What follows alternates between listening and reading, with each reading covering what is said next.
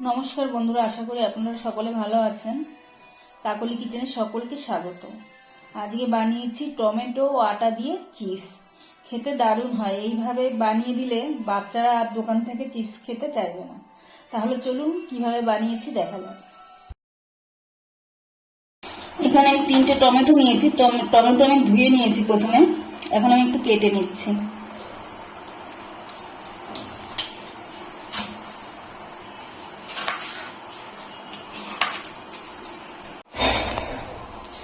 আমি মিক্সিতে নিয়ে নিচ্ছি, এটাকে আমি পেস্ট করে নেব। দেখুন বিচিটার খোসাটা আলাদা হয়ে গেছে, এটাকে আমি এখন ফেলে দিচ্ছি। এর ভিতরে আমি প্রথমে 2 চামচ চালের গুঁড়ো দিয়ে দিচ্ছি। দিচ্ছি সামান্য পরিমাণে লবণ, আর কালারের জন্য সামান্য একটু হলুদ, কিছুটা জল আমি হাত দিয়ে ডলে দিয়ে দিচ্ছি। এখন আমি দিচ্ছি আটা। এখন অল্প অল্প করে আটা দিয়ে আমি মেখে নেব।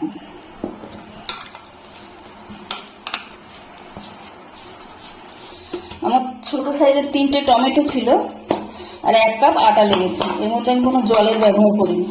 মাখা হয়ে গেছে। আমি এখন 5 মিনিটের জন্য ঢেকে রেখে দিচ্ছি রেস্টে। 5 মিনিট আমার হয়ে গেছে। আটাটাও আগে দিয়ে অনেকটা নরম হয়ে গেছে।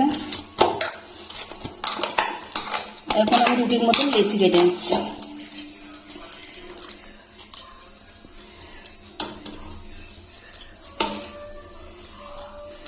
চারটে লেচি কেটে নিলাম। একটা লেচি আমি প্রথমে নিয়েছি।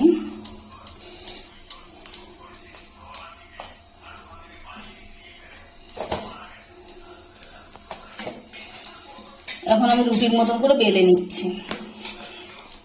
একটু পাতলা করে বেলতে হবে, পাতলা করে আমি বেলে নেব। উপর দিয়ে আমি আটা ছড়িয়ে নিচ্ছি।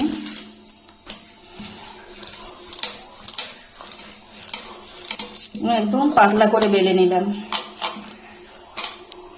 দেখুন রুটির চেয়েও পাতলা হয়েছে।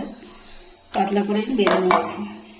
এই যে আমি একটা কাটা চামচ নিয়েছি, এটা দিয়ে আমি একটু ফুটো ফুটো করে দেবো, না হলে ভাজার সময় ফুলে উঠবে। ছোট্ট একটা কুকি কাটার নিয়েছি। আপনাদের কাছে কুকি কাটার না থাকলে এমনি চৌকো গোল যেভাবে কেটে নিতে পারেন। আমি কুকি কাটার দিয়ে এভাবে কেটে নিচ্ছি।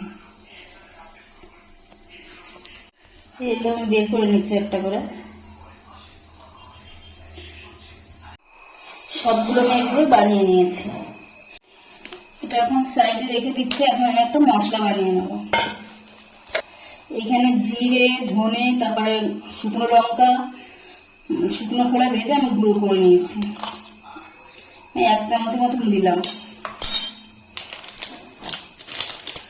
দিচ্ছি কিছুটা চাট মশলা, আর দিচ্ছি ম্যাগি মশলা। শুকনো লঙ্কা গুঁড়ো করা আছে, সেজন্য আমি অল্প করে একটু গোলমরিচের গুঁড়ো দিয়ে দিচ্ছি। আর সামান্য পরিমাণে একটু বিট লবণ, কারণ ওটা মাখার সময় আমি লবণ দিয়েছিলাম। সব মশলাকে আমি একসঙ্গে মিশিয়ে নিচ্ছি।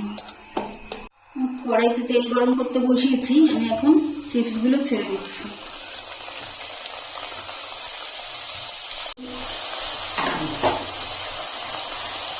ভাজতে খুব বেশি সময় লাগবে না। গ্যাসের ফ্লেমটা মিডিয়ামে রেখে একদম মুচমুচে করে ভেজে নিতে হবে। আমার লাল লাল করে ভাজা হয়ে গেছে। আমি এখন তুলে নিচ্ছি। আমি একটা প্লেটের উপর টিস্যু পেপার নিয়ে নিয়েছি।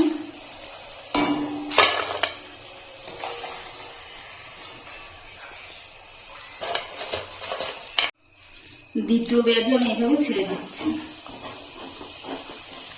একটা গায়ে একটা লাগবে না, একটু গরম হলে সব আলাদা হয়ে যাবে। 3 ব্যাগে ভেজে নেব। এখন আমি চিপসগুলো এই মশলার মধ্যে দিয়ে দিচ্ছি।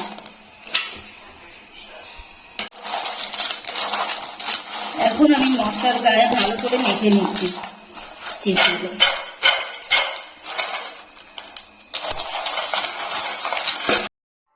রেসিপিটা আমার তৈরি হয়ে গেছে। ভিডিওটি যদি ভালো লাগে তাহলে একটা লাইক করবেন, সাবস্ক্রাইব করবেন এবং কমেন্টে জানাবেন কেমন হয়েছে।